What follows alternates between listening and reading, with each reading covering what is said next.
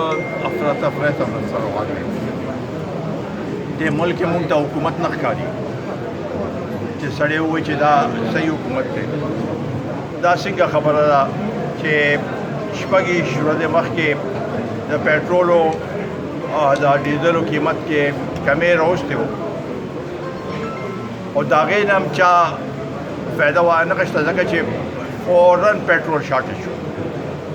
نن ریکارډ دومره په یو هغې کې وخت کې په یو وخت کې 25 روپۍ یا 21 روپۍ زیاتېدل پټرول او ډیزل دا ریکارډ داسې مخکې چل شوي دي. ښکاري داسې چې هغه مافیا د پټرولو مافیا د هغې لاندې دوی د پریشر لاندې راغلل، IMF پریشر لاندې راغلل، بجټ نشي جوړېدی.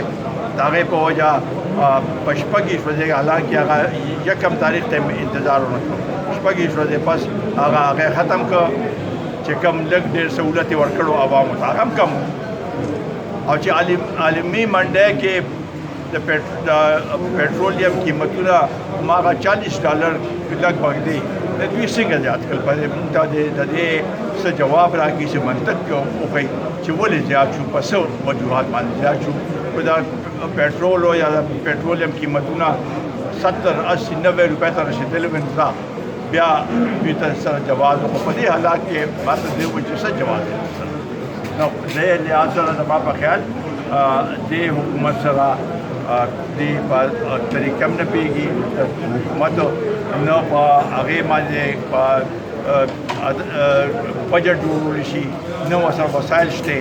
نو په دې لحاظ سره عوامو ته چې کوم تکلیف دی او مشکلات دي هغې کې ورځ تر ورځه اضافه کېږي او په دغه ضمن کې عامر کالې سره چې کوم زیاتې وشو، ظلم وشو، دا خو هر یو معاشره کې چې ته داسې مونږ نه لیدلي چې کوم طریقې سره مونږ د خپلو پولیس ته مثالي پولیس وي، دوی به ورته وي.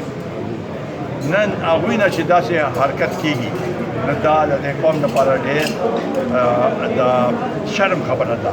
مونږ ټول په دې باندې شرمنده یو چې کوم حرکت شوی دی او دا خلک چې روتې دي، نو په دې کې زما په خیال د دې زیات وجوهات دي او هسې خلک د دې حکومت نه متنفر شوي دي او دا صورتحال نن تاسو وینئ چې کوم په دې ملک کې دی.